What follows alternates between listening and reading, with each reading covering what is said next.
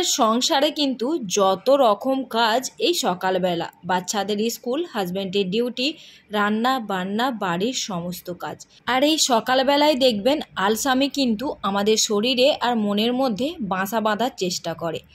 তাকে প্রশ্রয় না দিয়ে ফুল এনার্জি নিয়ে সংসারে কিন্তু সমস্ত কাজগুলো আমাদেরকেই সকাল থেকেই শুরু করতে হয়। নমস্কার বন্ধুরা, শুভ সকাল। কেমন আছেন আপনারা সবাই? আশা করছি আপনারা সবাই ভালো আছেন। আপনাদের ভালোবাসায় আমার পরিবারও কিন্তু সবাই খুব ভালো আছে। আরএস ফ্যামিলি সুন্দর আরও একটি ব্লগে আপনাদের সকলকে অনেক অনেক স্বাগত আর ভালোবাসা জানিয়ে আজকের ব্লগটি এখন থেকেই শুরু করলাম। আশা করছি আপনাদের প্রতিদিনের মতো আজকের ব্লগটিও ভালো লাগবে।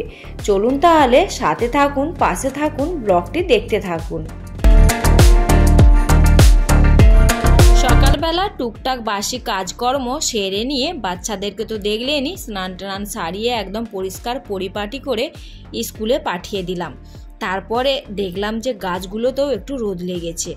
তো যেমন আমাদের বাচ্চাদের গরম কষ্ট আমরা বুঝতে পারি, তেমন কিন্তু এই গাছগুলো আমাদের বাচ্চা। তো গাছগুলোর কষ্টটাও কিন্তু আমাদেরকেই বুঝতে হবে। তো সেই জন্য সকালবেলায় গাছগুলোকেও কিন্তু একটু স্নান করিয়ে দিলাম। তারপরে এই তো বাইরেটা একটু ধুলাই করে ভালো করে পরিষ্কার করে নিচ্ছি। বাড়ির ভিতরটা যতই চকচকে ঝকঝকে থাকুক না কেন, বাড়ির মেন দরজাটা কিন্তু সবসময় পরিষ্কার রাখাটাও দরকার। তার কারণ মা লক্ষ্মী কিন্তু বাইরের থেকেই ভিতরে আসে। সেই জন্য সবার প্রথমে গেটগুলোকে বা গেটের বাইরেটাকে ধোয়াটা অবশ্যই দরকার।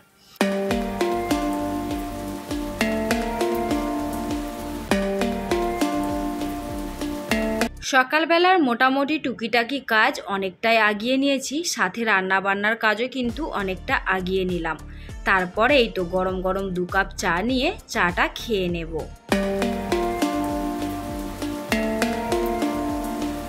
এবারে কিন্তু রান্নাটাও এদিকে বসিয়ে দিয়েছি। তার কারণ এখন ঘড়িতে সময় হয়ে গেছে প্রায় 8:30 মতো। হাজবেন্ডও যাবে ডিউটি, সেই জন্য কিন্তু একটুও দেরি না করে রান্না বান্নাটা বসিয়ে দিলাম। আজকে বানাবো সজনে ডাঁটা আলু পোস্ত। হাজবেন্ডের এই সবজিটা এত ভালো লেগেছে, আবারও বাজার থেকে সজনে ডাঁটা এনেছিল। আর এবারে যে ডাঁটাগুলো এনেছিল সেইগুলো কিন্তু খুবই একদম কচি কচি ডাঁটা ছিল। তো সেই জন্য পোস্ত দিয়ে খেতেও তো টেস্টিও লাগে। তাই ভাবলাম চলো আজকে তাহলে এই সবজিটাই বানিয়ে নিই। আর এই তো প্রথমে পেঁয়াজগুলোকে একটু ভেজে নিয়ে তারপরে টমেটোটাকে দিয়ে দিলাম। তারপরে কাঁচা লঙ্কাগুলো দিয়ে একটুখানি হালকা ভাজা ভাজা হবে যতক্ষণ, ততক্ষণ আমি এইদিকে পোস্তটা বাটতে আসলাম।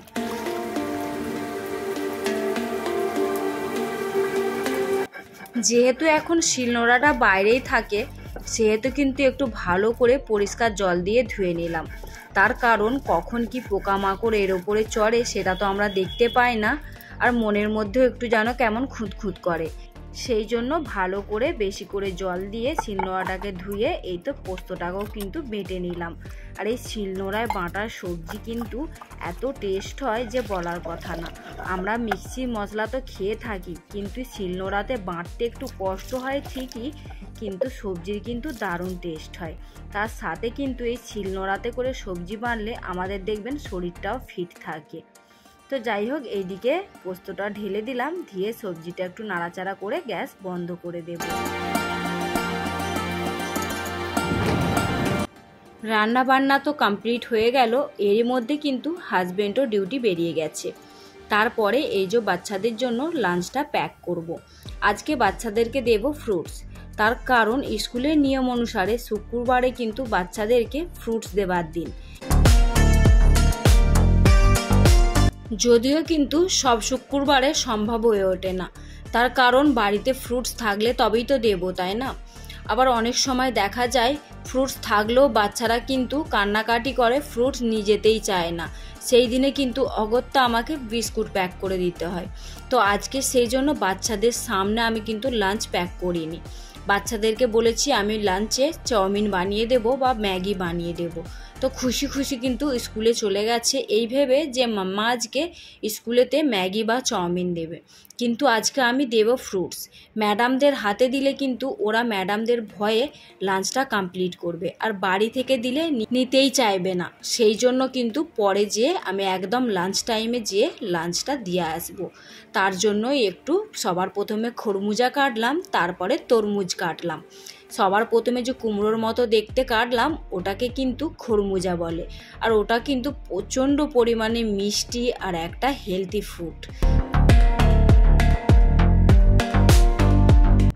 আর এইখানে কিন্তু শ্বেতা মাকে বেশি দেব না, তার কারণ ও তো সেরকমভাবে খেতেই চাইবে না।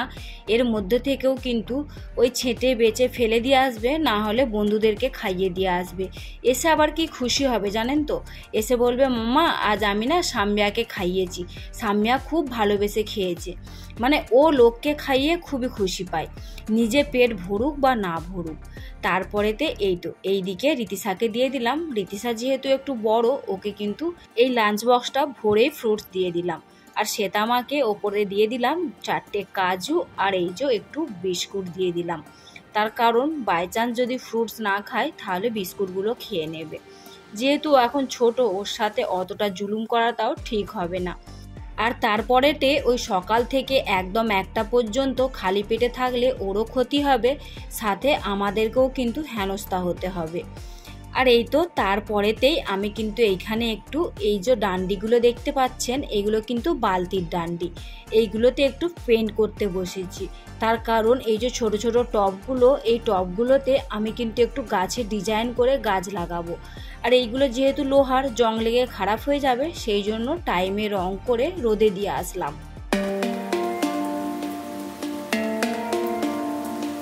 বাইরেতে কিন্তু রোদের তাপ প্রচণ্ড পরিমাণে বেড়ে গেছে। ওই যে ওগুলো পেন্ট করলাম, ওগুলোকে রোদে দিতে গেছিলাম, তখন এত রোদের তাপ লেগেছে, আবার সাথে জামা কাপড়গুলোও তুলে নিয়ে আসলাম। সেই যে সকালে দেখেছিলেন মিলে রেখেছিলাম, ওগুলো কিন্তু কালকে রাত্রে কেচেছিলাম, সকালবেলা উঠেই মিলে দিয়েছিলাম। আর এখন দেখুন 10টা মতো বাজবে, আর কত সুন্দর একদম শুকিয়ে গেছে। তারপরে এই যে জামা কাপড়গুলো তুলে নিয়ে এসে একটু ফ্যানের হাওয়া খেলাম, তারপরে একটু বসে ডিটক্স ওয়াটারটা খেলাম, আর নিজেকে একটু স্বস্তি দিলাম। তারপরে জামা কাপড়গুলো সুন্দর করে গোছভাঁজ করে নিলাম। আর হাত কাজকে যদি করে নেওয়া যায় তাহলে কিন্তু দেখবেন বেশ অনেকটা হালকা লাগে। সকাল থেকে একভাবে কাজগুলো করতে কিন্তু একটু কষ্ট তো হয়, কষ্টকে প্রশ্রয় না দিয়ে যদি আমরা এক লেভেলে কাজগুলো করে নিই, তারপরে যদি একটু বসে আরাম করি, সেই আরামটা কিন্তু আমাদের সার্থক হবে। এই কাজের ফাঁকে 2 মিনিট 4 মিনিট বসলাম, তারপরে আবার কাজ করলাম, সেই আরামটা কিন্তু আমাদের শরীরে লাগবে না। সেই জন্য আমি কি করি বলুন তো, সকালে একভাবে কাজগুলোকে আগে কমপ্লিট করি, তারপরে শান্তি করে সুস্থি করে 2 মিনিট বসি। এখনও দেখলেন জামা কাপড় তুলে আনলাম, রোদ গরম, কষ্ট তো প্রচণ্ড পরিমাণে হচ্ছে, তবু কিন্তু আমি আরাম নিলাম না, অল্প একটুখানি ডিটক্স ওয়াটারটা খেয়ে নিলাম, তারপরে কাজে লেগে পড়েছি। আর ওই ওয়াটারটা খাওয়ার পরে যেন সত্যি কথা বলতে জাদুর মতো কাজ করে, এত শরীরে এনার্জি আসে, খুব এনার্জি আসে। আমার তো খুবই ভালো লাগে, আর আমার বডিতে কিন্তু ওই ওয়াটারটা খুব শ্যুট করেছে। আপনারা যদি পারেন আপনারাও কিন্তু অবশ্যই ওয়াটারটা করে খাবেন। এর মধ্যে কিন্তু আমার সমস্ত কাজ কমপ্লিট হয়ে গেছে। এবারে ফাইনাল একবার ঝাড়ু লাগিয়ে চলে যাব স্নানে। যদিও সকালবেলা সমস্ত কাজ কিন্তু কমপ্লিট ছিল, তারপরেও যেহেতু অনেকটা কাজ করলাম, জামা কাপড় গোছভাজ করলাম, মনে হয় যেন একটুখানি কোথাও আবার ধুলো জমেছে, সেই জন্য একবার ঝাড়ু লাগিয়ে নিলাম।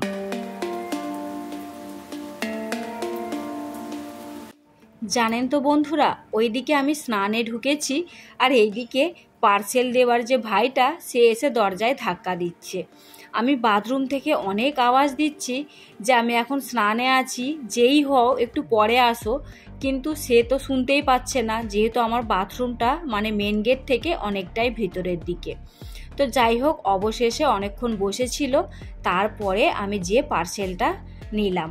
আর এই যে এসে খুলে দেখছি, খুলে দেখে কিন্তু মনটা খারাপ হয়ে গেল। তার কারণ আপনাদেরকে তো দেখালামই, একটা কিন্তু যে বালিশের ওয়ারটা ছিল সেটা কিন্তু খারাপ এসেছে।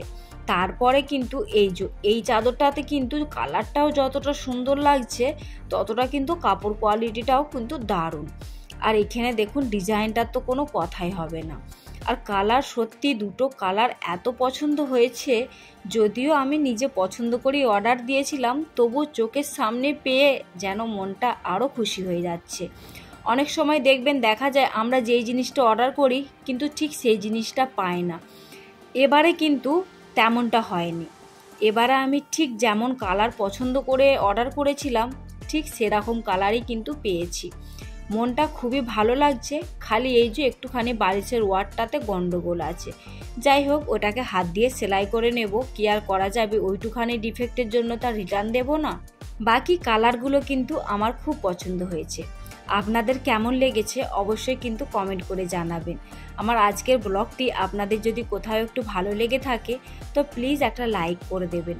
যদি আমার কোনো নতুন বন্ধু আজকে আমার ব্লগটি দেখে থাকেন, আপনারা কোথা থেকে দেখছেন অবশ্যই কমেন্ট করে জানাবেন। আর যদি ব্লগটা ভালো লেগে থাকে অবশ্যই লাইক দিয়ে চ্যানেলটিকে সাবস্ক্রাইব করে আমাকে ইউটিউব পরিবারে একটুখানি জায়গা করে নিতে সাহায্য করবেন। আর যারা অলরেডি এই কাজটা করে রেখেছেন তাদের তো অনেক অনেক ধন্যবাদ আর ভালোবাসা জানাচ্ছি। আর এইখানে কিন্তু ওই যে লোহার বালতির ডান্ডিগুলোকে রং করে রেখেছিলাম সেইগুলোকে নিয়ে এই ভরা দুপুরবেলা মাথার ওপরে এক মাথা রোদ নিয়ে কিন্তু লাগাতে বসেছি। আর এইখানেই কিন্তু ভিউটা খুব সুন্দর লাগে, সেই জন্য আরও এইখানেতেই বসলাম। তারপরে তো আবার যেহেতু মাটি কুটি নিয়ে কাজ, সেহেতু নোংরা তো হবেই, সেই জন্য আর বাড়ির ভিতরে না করে রোদকে একটু সহ্য করে এইখানেতেই বসে পড়লাম গাছগুলোকে লাগিয়ে নিতে। লাগিয়ে নেবার পরে এতটা যে সুন্দর লুক আসছে, আমি এই যে এত রোদে বসে কাজটা করেছি সেটা কিন্তু সার্থক হয়েছে। চলুন তাহলে গাছগুলো লাগিয়ে নিই, তারপরে আপনাদের সাথে ফাইনাল লুকটা শেয়ার করছি।